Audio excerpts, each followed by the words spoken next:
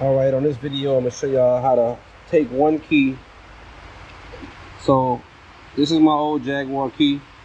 You see I had some damage on there, glue, it's falling apart, not in the best condition. This is a brand new key fob I ordered off of eBay. I'll put the link in the description. And it's a brand new uncut key. So I'm going to show you how to swap the guts over so you don't have to worry about having to buy a brand new key. So what I'm gonna do first is I'm gonna take this one off. So basically, in order to take it off, you have an arrow right here. So you just sit here and just push in the direction of the arrow, pops the side off. All right, you pull your key out. This is an uncut key because this is a brand new key. So you take this, you slide it in there, and you twist. Pops it open. Once you pop it open, separate it. Now sit this one over here. Do the same for this one. It's the old key. Slide it over, pop it off, pull it off. Remove the cut key. Now keep in mind, this old cut key is gonna go in the new fob with the guts.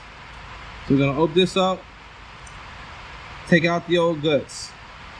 Now, I saw a couple other descriptions of the keys, and I hadn't seen no one do this yet, but these things right here are typically stuck down. They're part of the key. You have to really break this off to get those out. In order to really get this out on most key fobs, you have to get a solder gun. Like I got a solder gun right here. So you basically take the solder gun, you get it hot, and there's two spots. I already did one spot on here, but there's another spot right there, and right there. You have to put the solder gun right on top of those dots in order to melt those dots down and open it up and separate it. So what I'm going to do now is I'm going to take this. I'm going to put the solder, if y'all can see it good. Put the solder gun right on there. I'm going to put it right under put the screwdriver right under there so I can have some back pressure coming upon it. I'm gonna put the solder gun down right on the dot and melt that plastic. Boom, just like that. Pops it up. Melted it right off.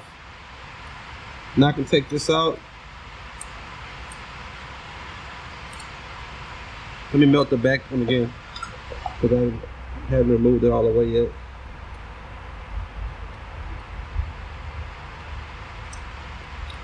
There you go. Alright, now I can pull this off, take this out, and this just goes on there. But once you take it out, get the original fob, your good key, and these tabs, if you can see, they were originally part of the actual thing. So in order to get this new key, the old key in the new spot, we didn't break the tabs on this new remote. So we got the tabs still in there. So we have to get these off and get rid of these tabs. You can get some pliers or something and snap those off. You can melt them off. I'm gonna go melt them off. I'm gonna take the melting route. I'm just gonna pluck that plastic out.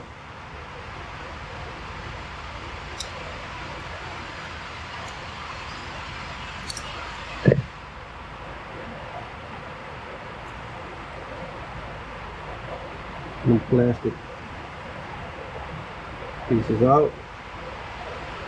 Now I'm trying to get this to line back up with these plastic tabs.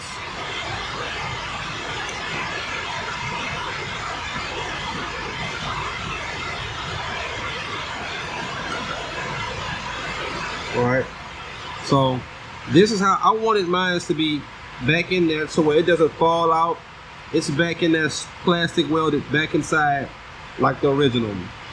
The easier way to do this is just pop it off.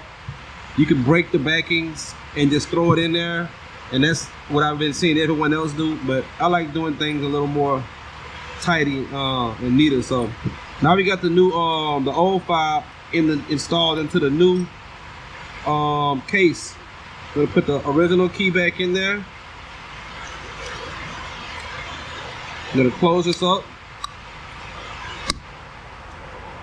And we're gonna put the new cover back on there.